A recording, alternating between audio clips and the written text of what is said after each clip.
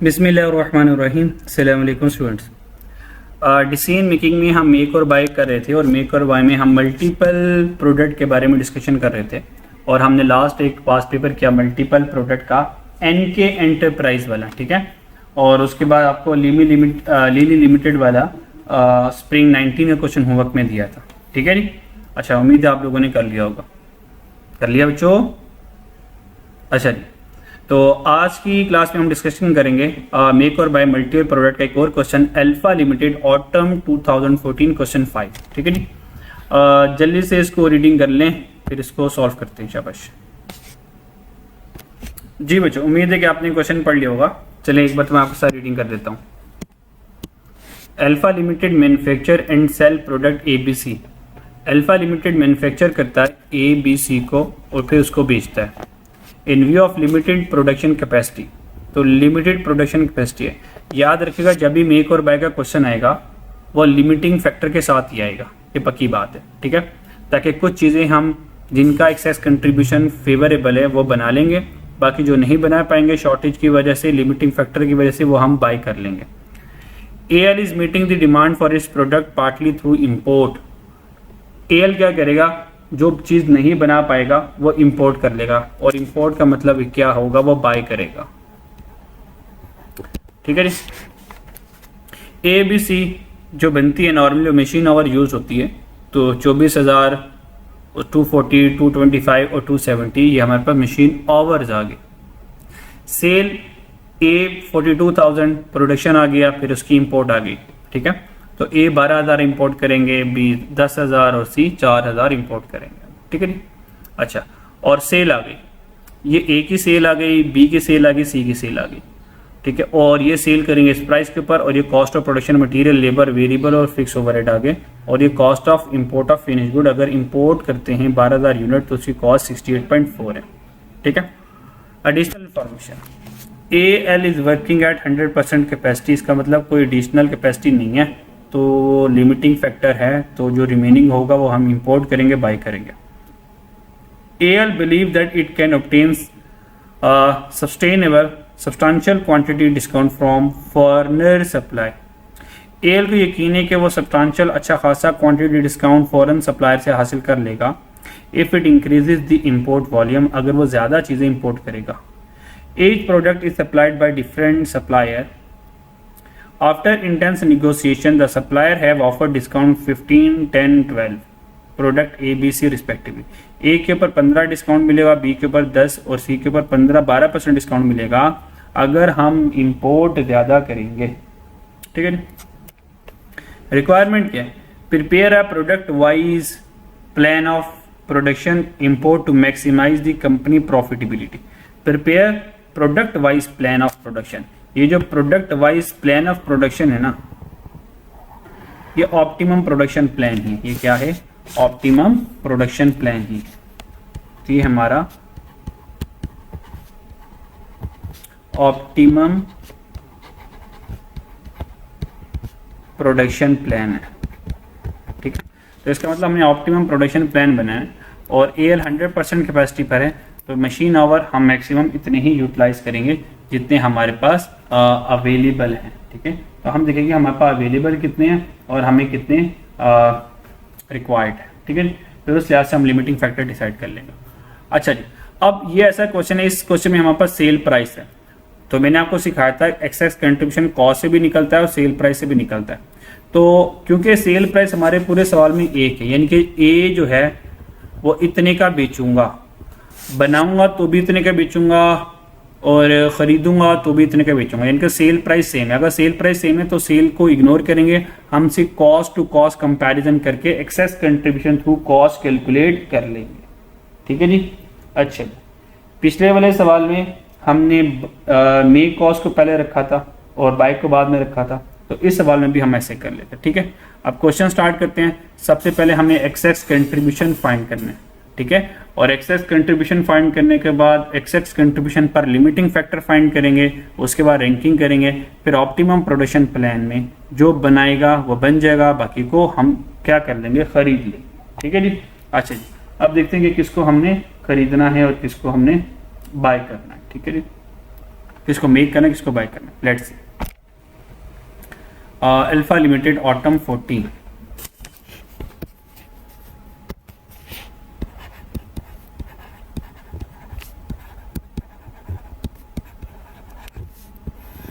Alpha limited autumn 14 question 5। 3 product है मेरे पास, product ए है, प्रोडक्ट बी और प्रोडक्ट सी, ये 3 प्रोडक्ट, ठीक है। और यहाँ पर हम रुपीस इन मिलियन कॉमन ले लेते हैं, क्योंकि यहाँ पर हमारे पास already rupees in million common चल रहा है, तो हम ये रुपीस इन मिलियन कॉमन ले लेते हैं, ठीक है। तो रुपीस इन मिलियन कॉमन आ जाएगा सारों में, ठीक है जी।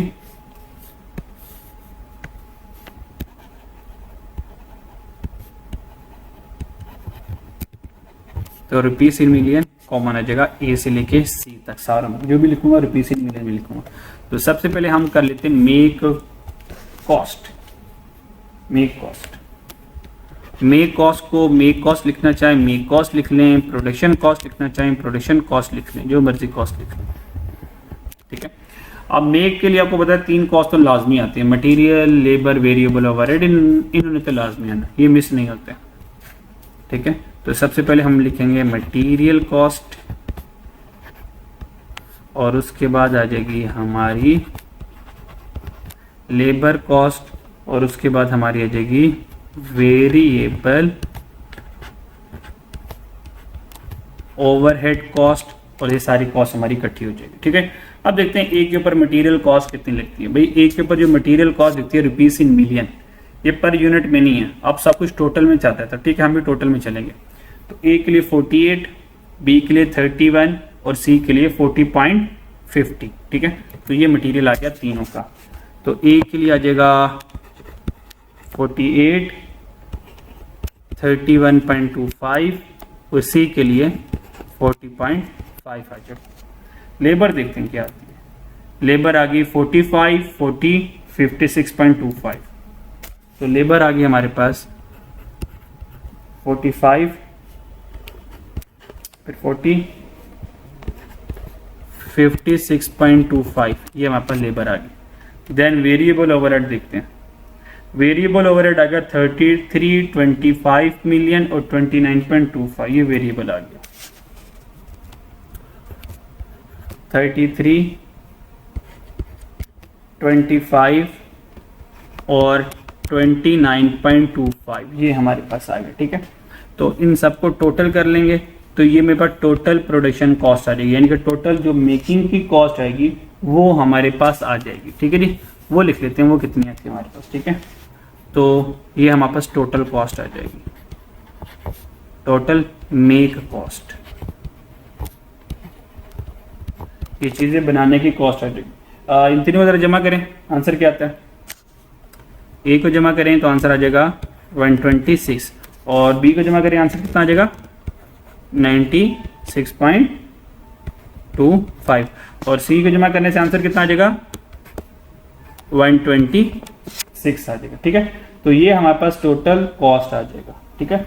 और ये हमारे पास टोटल कॉस्ट आ गया, ठीक है। और आपको पता है कि contribution, excess contribution per unit में आता है, एक्सेस कंट्रीब्यूशन किस में आता है, पर यूनिट में आता है, क्योंकि ऑलरेडी सब टोटल में था तो हम टोटल में चल रहे थे। तो टोटल मेक कॉस्ट आ जाएगी 126, 96.25, 126 आ जाएगी। अब ये टोटल मेक कॉस्ट आई है, आपको पता है एक्सेस कंट्रीब्यूशन में तो हमें पर यूनिट पे जाना होता है, तो अब ये टोटल आया, इसको पर यूनिट में लेके जाना है, तो टोटल मेक कॉस्ट को डिवाइड कर दूंगा यूनिट प्रोड्यूस से, ठीक है जी। तो डिवाइड कर देंगे यूनिट्स प्रोड्यूस्ड, तो फिर जाके हमारा कहीं आंसर आएगा। तो 126 को डिवाइड कर देंगे, इसको भी डिवाइड कर देंगे और इसको भी डिवाइड कर देंगे, ठीक है जी। अच्छा ए कितने बनाए चेक कर लेते हैं, ए कितने बनाए हमने, कितने यूनिट प्रोड्यूस किए, ये प्रोडक्शन है, इंपोर्ट का ना ले लेना भाई। ए हमने 30,000 बनाए, बी 25,000 बनाए, सी 22,500 बनाए, ठीक है जी। चलो जी डिवाइड कर दो इन सब के साथ। तो पहले हमारे पास आ जाएगा यूनिट प्रोड्यूस में 30,000, और बी में हमने यूनिट बनाए 25 और 22,500, 25,000 और फिर 22,500 ये हमने बना लिया। तो जैसे ही हमने कर लिया, अब हमारे वाला आंसर आएगा कंट्रीब्यूशन पर यूनिट। ये कंट्रीब्यूशन पर यूनिट असल में मुझे चाहिए था, ठीक है, ये कंट्रीब्यूशन पर यूनिट ये मुझे चाहिए था, ये कंट्रीब्यूशन पर यूनिट मेरे पास आ जाएगा, ठीक है जी। और कंट्रीब्यूशन पर यूनिट कितना आता है? अच्छा जी, ये 126 डिवाइड बाय 30,000 ना कर देना, क्योंकि मैंने ऊपर लिखा हुआ ये रुपीस इन मिलियन है, तो असल में 126 नहीं है, 126 का 6 जीरो लगाने हैं, मिलियन, ये भी मिलियन में है और ये भी मिलियन में है। डिवाइड करेंगे तो आंसर आ जाएगा 4200। ये आ गया contribution per unit, contribution cost per unit. अच्छा जी, सॉरी कंट्रीब्यूशन कह रहा हूँ, प्रोडक्शन कॉस्ट पर यूनिट आ गई, ठीक है। कंट्रीब्यूशन तो आ नहीं सकता ना, क्योंकि सेल तो हमने यहाँ पे ली नहीं हुई। और बी आ जाएगा 3850। और सी क्या था बच्चों? सी आता है हमारे पास 5600, ठीक है। ये कंट्रीब्यूशन, फिर कंट्रीब्यूशन कही जा रहा हूँ यार, ये है प्रोडक्शन कॉस्ट पर यूनिट। ये क्या आ गया?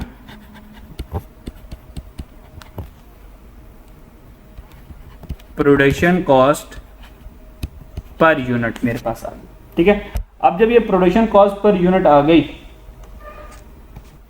ये जो प्रोडक्शन कॉस्ट पर यूनिट आ गई, यानी कि प्रोडक्शन कॉस्ट का मतलब ये मेक कॉस्ट पर यूनिट आ गई। अब इसका मुकाबला करूंगा बाइंग कॉस्ट पर यूनिट से। इसका मुकाबला किसे करूंगा?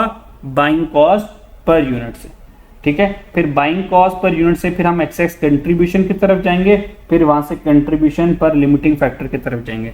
तो ये हमारे पास आ गई प्रोडक्शन कॉस्ट यानी कि मेक कॉस्ट। तो ये मेक कॉस्ट आ गई। अब इस मेक कॉस्ट का मुकाबला करना है बाइंग कॉस्ट के साथ, बाइंग कॉस्ट के साथ, बाइंग कॉस्ट। और बाइंग कॉस्ट में हम क्या करेंगे? इंपोर्ट कर रहे हैं प्रोडक्ट को। अगर टोटल में होगी तो मुझे टोटल में ही नहीं चाहिए, क्योंकि प्रोडक्शन कॉस्ट पर यूनिट है, तो जो इंपोर्ट कॉस्ट होगी वो भी मुझे पर यूनिट में चाहिए। टोटल होगी तो मैं उस टोटल को कन्वर्ट कर लूंगा किसमें? पर यूनिट में। अब चेक करते हैं इंपोर्ट कॉस्ट किसमें? पर यूनिट में, टोटल में। अगर हम इंपोर्ट की बात करें तो 12,000 यूनिट में इंपोर्ट कर रहा हूँ। क्या कर रहा हूँ? 12,000 यूनिट इंपोर्ट कर रहा हूँ। और इस इंपोर्ट करने की जो मुझे कॉस्ट पड़ेगी वो 68.40 मिलियन पड़ी। इसका मतलब ये टोटल में पड़ी हुई है मेरे पास, ठीक है। ये टोटल इंपोर्ट कॉस्ट है। Cost of import of finish good 68.4 million की इंपोर्ट करूंगा। और कितने यूनिट इंपोर्ट करूंगा? 12,000 यूनिट इंपोर्ट करूंगा। तो 68.4 मिलियन को 12,000 से डिवाइड कर दूंगा, तो मेरे पास क्या आ जाएगा? कंट्रीब्यूशन, सॉरी मेरे पास इंपोर्ट कॉस्ट पर यूनिट पे आ जाएगी, ठीक है। लेकिन यहाँ पर एक मसला और है, जब मैं 12,000 यूनिट इंपोर्ट करूंगा तो देखें मुझे सप्लायर से एक क्वांटिटी डिस्काउंट मिलने वाला है। ए के ऊपर कितना डिस्काउंट मिलेगा? 15%। अगर ए के ऊपर 15% डिस्काउंट मिल गया तो मैं जो प्राइस पे करूंगा वो 100% नहीं करूंगा, 15% डिस्काउंट के बाद 85% पे करूंगा, ठीक है। तो अब चेक करते हैं कि ए इंपोर्ट की कॉस्ट क्या आएगी। हमारे पास जो इंपोर्ट कॉस्ट है टोटल में वो 68.4 मिलियन कॉस्ट है। और कितने यूनिट्स बनाऊंगा? 12,000 यूनिट मंगवाऊंगा। और एक यूनिट बनाने पर जब 15% डिस्काउंट मिलेगा तो कॉस्ट कितनी पे कर रहा हूँ? 85%, यानी कि 0.85, ठीक है। अब मेरे पास आ जाएगा इंपोर्ट कॉस्ट पर यूनिट, ठीक है। यहाँ से इंपोर्ट कॉस्ट पर यूनिट होगा, इसको कैलकुलेट कर लें। और बी के लिए आ जाए, बी के लिए 47 मिलियन कॉस्ट है और 10,000 यूनिट इंपोर्ट करूंगा। 47 डिवाइडेड बाय 10,000 करूंगा, तो 47 मिलियन डिवाइडेड बाय 10,000 यूनिट। और बी के ऊपर डिस्काउंट कितना मिला? 10%, तो 90% इसको पे कर रहा हूँ, ठीक है। ये मेरे पास आ गया। सी के लिए कॉस्ट कितनी है? 26.88 और कितने यूनिट इंपोर्ट करूंगा? 4,000 और डिस्काउंट कितना मिलेगा? 12%, ठीक है। तो कॉस्ट बन जाएगी हमारे पास 26.8 मिलियन। यूनिट जो इंपोर्ट करूंगा वो 4,000 करूंगा, डिस्काउंट मिल गया 12%, तो 0.88 मेरी कॉस्ट बन जाएगी, ठीक है। अब जल्दी से इसके आंसर बता दो, आंसर क्या आते हैं इसके? जी। पहला इंपोर्ट कॉस्ट का आंसर आ गया 4845, इसका आंसर आ गया। सेकंड का आंसर आ गया 4230, ये इसका आंसर आ गया। और इसका आंसर आ गया 5914, ये इसका आंसर आ गया। ठीक है, तो ये हमारे पास प्रोडक्शन कॉस्ट पर यूनिट आ गया और ये हमारे पास आ गया इंपोर्ट कॉस्ट पर यूनिट। ये दोनों हमारे पास पर यूनिट में आ गए, दोनों हमारे पास पर यूनिट में आ गए। ठीक है, अब क्या करूंगा, इन दोनों का डिफरेंस लूंगा तो मेरे पास क्या आ जाएगा, एक्सेस कंट्रीब्यूशन आ जाएगा। और एक्सेस कंट्रीब्यूशन से एक्सेस लिमिटिंग फैक्टर तक पहुंच जाऊंगा। अब देखते हैं कि एक्सेस कंट्रीब्यूशन मेरे पास कितना आया। ठीक है जी, अच्छा जी, तो एक्सेस कंट्रीब्यूशन पर यूनिट, देखो अगर मेक करेंगे तो 4200 की कॉस्ट पड़ेगी और अगर इंपोर्ट करेंगे तो कॉस्ट ज़्यादा लगेगी। तो यहाँ पे मेरे पास एक्सेस कंट्रीब्यूशन आ रहा है, कितना आ रहा है, बस इन दोनों का डिफरेंस ले लें तो एक्सेस कंट्रीब्यूशन आ जाएगा 645। तो 645 मेरा एक्सेस कंट्रीब्यूशन आ गया इन दोनों के डिफरेंस पे। मेक करें तो 38, इंपोर्ट करें तो 42। अगेन मेकिंग में फ़ायदा हो रहा है तो एक्सेस कंट्रीब्यूशन आ जाएगा मेक करने से। तो आंसर कितना आ जाएगा 380 मेरे पास आ जाएगा। ठीक है, इधर देखते हैं 56 मेक है, 59 बाय है, तो मेक करने पर फ़ायदा हो रहा है। कितना फ़ायदा हो रहा है, इसको इसमें से माइनस कर दें तो आंसर आएगा 314। ये मेरे पास एक्सेस कंट्रीब्यूशन आ गया। ठीक है, अब इस एक्सेस कंट्रीब्यूशन से क्या करूँगा, लिमिटिंग फैक्टर। ठीक है, अब एक्सेस कंट्रीब्यूशन पर यूनिट नहीं चाहिए बल्कि excess contribution per limiting factor में कन्वर्ट करूँगा। तो उसके लिए जो लिमिटिंग फैक्टर है वो मेरा मशीन आवर होगा। क्या होगा, मशीन आवर। ठीक है जी, तो ये वाला मेरे पास जो मशीन आवर है ये मेरे पास एक्सेस कंट्रीब्यूशन में कन्वर्ट हो जाएगा। मशीन आवर यूज्ड, तो ये शो कर रहा है बस ए में 240,000, बी में 225, सी में 270 मशीन आवर ही यूज हो सकते हैं।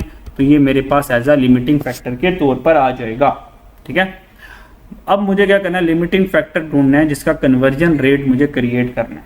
ठीक है, कन्वर्जन रेट क्रिएट करूंगा तो दैट्स वाई ये जो एक्सेस कंट्रीब्यूशन आया इसको excess contribution per limiting factor, यानी कि मुझे क्या चाहिए, मुझे चाहिए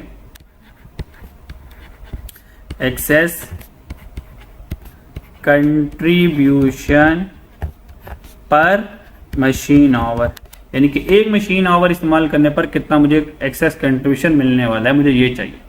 अब उसके लिए मुझे ये है रुपीस पर यूनिट। ठीक है, अब मुझे यहाँ पर भी पर रुपीस पर मशीन आवर चाहिए। ठीक है, अब वो ढूंढते हैं। तो अगर हमारे पास कोई ऐसा लिमिटिंग फैक्टर पड़ा हुआ है जो कि मुझे लिमिटिंग फैक्टर चाहिए मशीन आवर पर यूनिट, जो मेरा लिमिटिंग फैक्टर बनेगा वो मशीन आवर पर यूनिट पे बनेगा ताकि मैं रुपीस पर यूनिट को रुपीस पर मशीन आवर में कन्वर्ट कर सकूं। अब मशीन आवर पर यूनिट देखते हैं हमें क्वेश्चन में कहीं पे नजर आ जाए। मशीन आवर पर यूनिट नहीं, मशीन आवर पर यूनिट पूरे सवाल में नहीं है। अगर पूरे सवाल में मशीन आवर पर यूनिट नहीं गिवन तो कोई मसला नहीं, हम बना लेंगे। ए का, बी का, सी का, तीनों का हम बना लेंगे। अब ए के मशीन आवर कितने हैं, 240, तो 240,000 ये आ गया। बी के 225,000 आ गए और सी के 270 आ गया। और यूनिट कितने हैं, यूनिट कितने हैं हमारे पास जो हम बना रहे हैं, 30,000, 25,000, तो यहाँ पर आ जाएगा 30,000, यहाँ पर आ जाएगा 25,000 और यहाँ पर आ जाएगा 225,000। तो यहाँ से हमारे पास रेट निकल आएगा जो रेट मैं यहाँ पे यूज करूँगा कन्वर्जन के तौर पर। ठीक है जी, अच्छा जी, अब वो रेट लिख लेते हैं। लिमिटिंग फैक्टर कैसे बनने वाला है, अब लिमिटिंग फैक्टर पर आ जाए तो जो ए के लिए मशीन आवर इस्तेमाल करूँगा वो कर रहा हूँ 240,000। ऐसे बच्चों 240,000 ये मशीन आवर है और यूनिट कितने बना रहा हूँ, 30,000। ठीक है, ये बना रहा, तो यहाँ से जो रेट निकलेगा वो मेरे पास 8 आ जाएगा। नेक्स्ट 225,000 डिवाइड बाय यूनिट कितने बना रहा हूँ 25,000, तो यहाँ से हमारे पास कन्वर्जन रेट आ जाएगा 9। और लास्ट सी के लिए क्या करूँगा 270 डिवाइडेड बाय 225,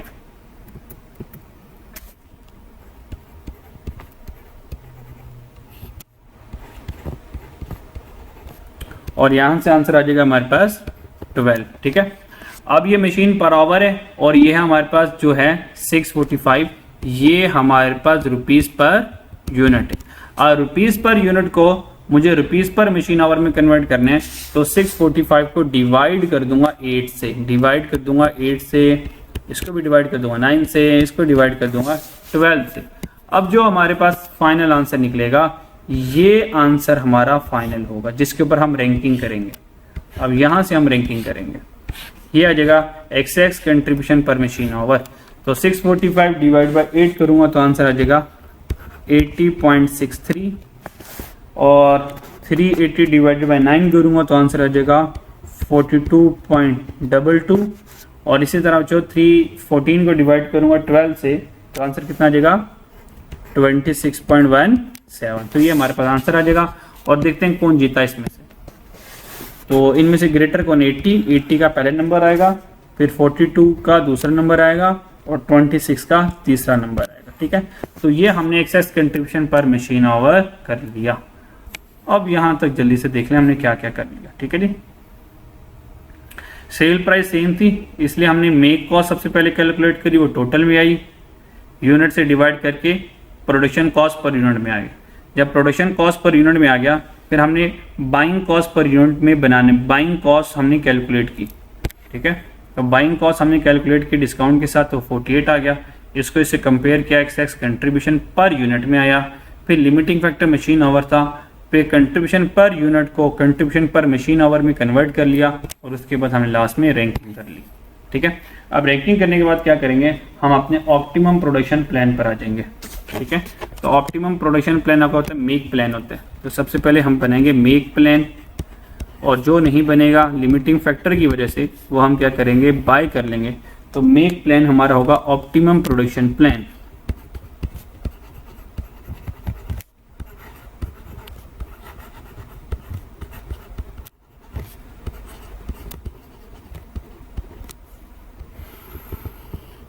ये ऑप्टिमम प्रोडक्शन प्लान आ गया। और इस ऑप्टिमम प्रोडक्शन प्लान में तो सबसे पहले मुझे चाहिए प्रोडक्ट, यहाँ पर क्या आ जाएगी मेरी प्रोडक्ट आ जाएगी, और यहाँ पे अवेलेबिलिटी आ जाएगी,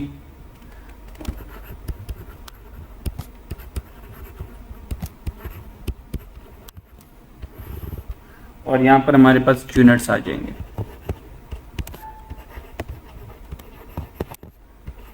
और ये वो यूनिट है जो हम प्रोड्यूस करने वाले हैं।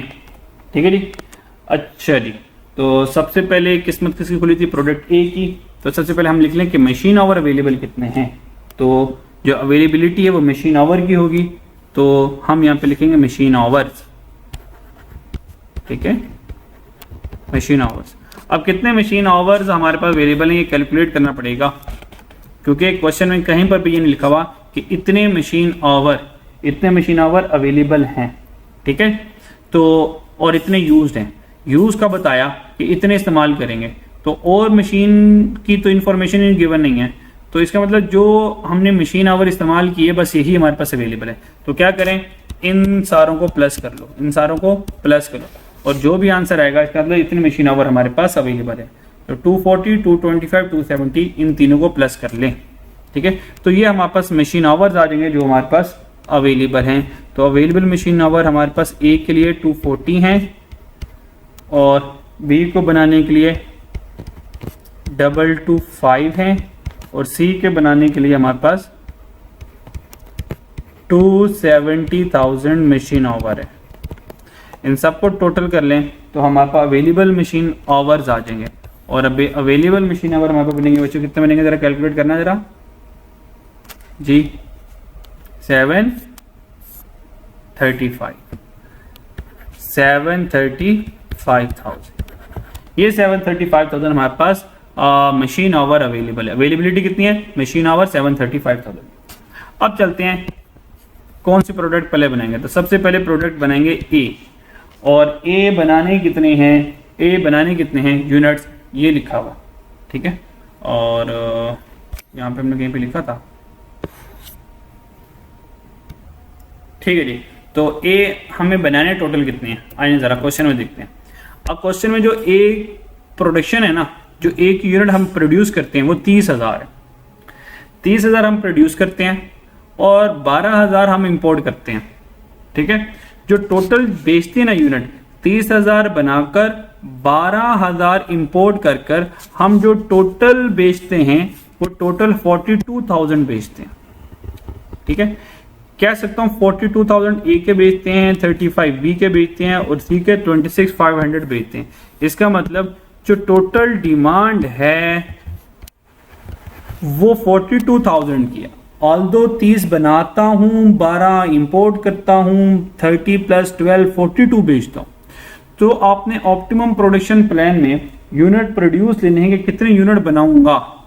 अब हम ये फैसला कर रहे हैं कि हम 42 सारे के सारे बनाएंगे क्योंकि इनको बनाने में ज्यादा फायदा हो रहा है, ठीक है। जरूरी नहीं है कि मैं 12,000 ही इंपोर्ट करूं, वो देखेंगे हमने कितने इंपोर्ट करने हैं, ठीक है जी। अच्छा, तो हमने जो बाय करने हैं वो बाय करने हैं जो लिमिटिंग फैक्टर के बाद, मेकिंग के बाद यूनिट रह जाएंगे, ठीक है जी। तो ये जरूरी नहीं है कि मैं 30,000 ही बनाऊं और 12,000 ही इंपोर्ट करूं। मैं 30,000 से ज्यादा प्रोडक्शन कर सकता हूं क्योंकि मैंने दोनों का कंट्रीब्यूशन चेक किया, एक्सेस कंट्रीब्यूशन। तो देखो मेक करने से फायदा हो रहा है ना, ठीक है। अगर मैं 30,000 यूनिट बनाता हूं तो फायदा है, 12,000 यूनिट जो हमने बनाए, ठीक है, और जितनी कॉस्ट लग रही है तो इंपोर्ट कॉस्ट ज्यादा लग रही है, तो एक्सेस कंट्रीब्यूशन फॉर मेकिंग ये हमारे लिए ज्यादा सूटेबल है।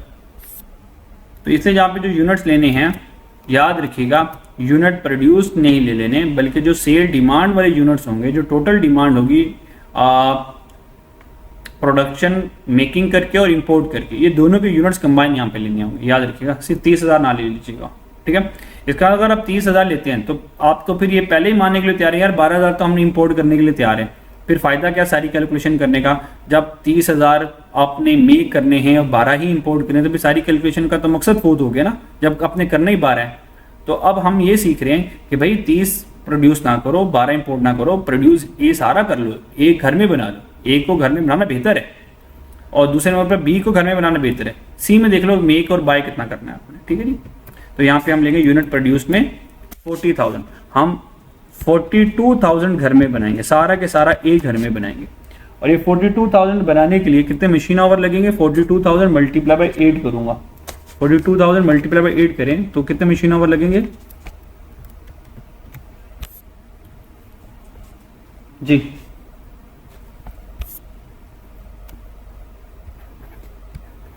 डबल 3,6,000 ये इतने मशीन आवर लगेंगे। तो इसमें से ये मशीन आवर माइनस करें तो बैलेंस हमारे पास आ जाएगा, ठीक है। तो बैलेंस कितना रह जाएगा हमारे पास? 3,990 3,990 ये हमारे पास बैलेंस रह जाएगा। अच्छा, उस बैलेंस के बाद अगली प्रोडक्ट बी बनेगी, अब बी का देखें सेल यूनिट कितने, तो बी 35,000 बेचूंगा, प्रोडक्शन और इंपोर्ट दोनों को मिला के, तो 35,000 हमारी आ जाएगी डिमांड। तो 35,000 बी बनाऊंगा, सॉरी। और बी एक यूनिट कितने में बनता है? 35,000 कितने घंटे में बनता है? 35,000 मल्टीप्लाई बाय 9, तो ये बनेगा 315 यूनिट, ठीक है। तो 315,000 कितने मशीन आवर लगेंगे? तो इसमें से ये माइनस कर दें तो पीछे हमारे पास रिमेनिंग मशीन आवर कितने रह गए, तो इसमें से माइनस करें तो रिमेनिंग मशीन आवर 84,000 रहेगी। अब तीसरी बारी आएगी प्रोडक्ट सी की। अब प्रोडक्ट सी जो बनानी है उसकी जो डिमांड है वो 26,500 यूनिट बनाने हैं, पर 84,000 में इतने यूनिट तो नहीं बनने वाले। तो फिर देखेंगे कि 84,000 आवर्स हों तो कितने यूनिट ऑफ सी बन सकते हैं, और जबकि एक unit of C machine hour 12 घंटे लेता है। तो 84,000 डिवाइड बाई 12 करूँगा तो 7,000 यूनिट बना पाऊंगा सिर्फ ए के, और ये 84,000 आवर मेरे लग जाएंगे। और यहाँ पर मेरा जो जितनी भी यूटिलाइजेशन ऑफ रिसोर्सेज थी मशीन आवर की मैं इस्तेमाल कर लूँगा, और ये यहाँ पे ये नील आ जाएगा, ठीक है। अच्छा, अब मैं ये देखूंगा कि भाई ये तो मेरा मेक प्लान हो गया कि मैं इंपोर्ट ए को इंपोर्ट नहीं करूंगा, ए को घर में बनाऊंगा, बी को इंपोर्ट नहीं करूंगा, बी भी घर में बनाऊंगा, सी 7000 बना सकता हूँ।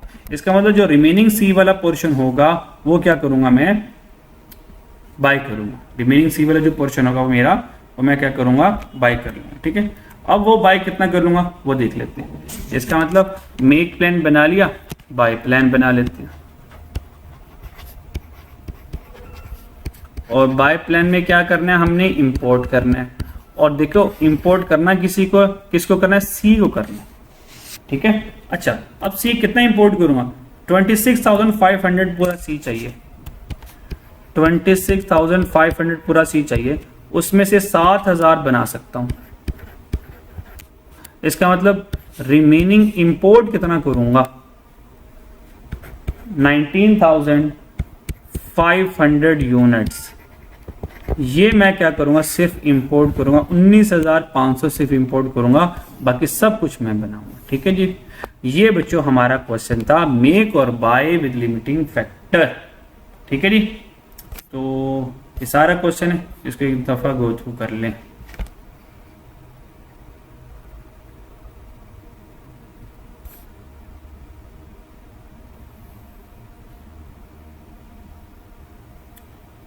अगर इसमें कोई प्रॉब्लम आ रही है तो मुझसे बिल्कुल पूछ सकते हैं। ठीक है, और जो बच्चे ऑनलाइन देख रहे होते हैं यूट्यूब के ऊपर, अगर तो उनको समझ आ रही होती है तो काइंडली कमेंट्स में मुझे बता दिया करें कि समझ आ रही है या नहीं आ रही। ठीक है, तो उससे ज़रा मोटिवेशन रहती है कि यार ऑडियंस हमारे साथ है। ठीक है, ऑडियंस इंटरेस्टेड है, तो इस तरह ज़रा मोटिवेशन मिल जाती है। ठीक है जी, अच्छा जी, बस ठीक है। मेक और बाय का हमारा जितना भी कॉन्सेप्ट थे हमने तकरीबन 4 पास पेपर कर लिए, 3 तो मैंने करवा दिए।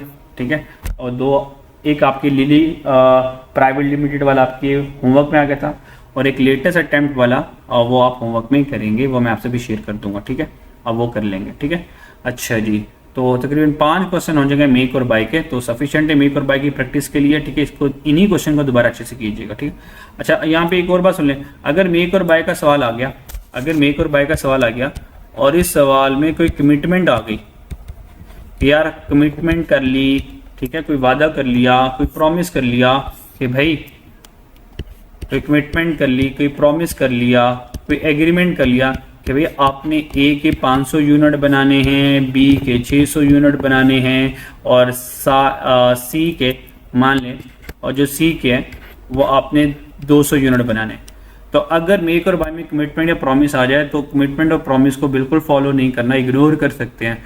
उसकी रीज़न ये है, तो अब तो हम इनकार नहीं करेंगे ना, अगर प्रॉमिस और कमिटमेंट को फुलफिल ना भी करें, ठीक है, तो जो यूनिट नहीं बना पाएंगे वो खरीद के उनको दे देंगे, यानी कि जो थर्ड पार्टी होगी उनको ए के 500 यूनिट चाहिए। ये हमारी मर्जी है कि उनको बना कर दें, उनको मेक करके 500 दूं या बाय करके 500 दूं, ये उनकी टेंशन नहीं है, उनको टेंशन ये नहीं, उनको चाहिए ए के 500 यूनिट।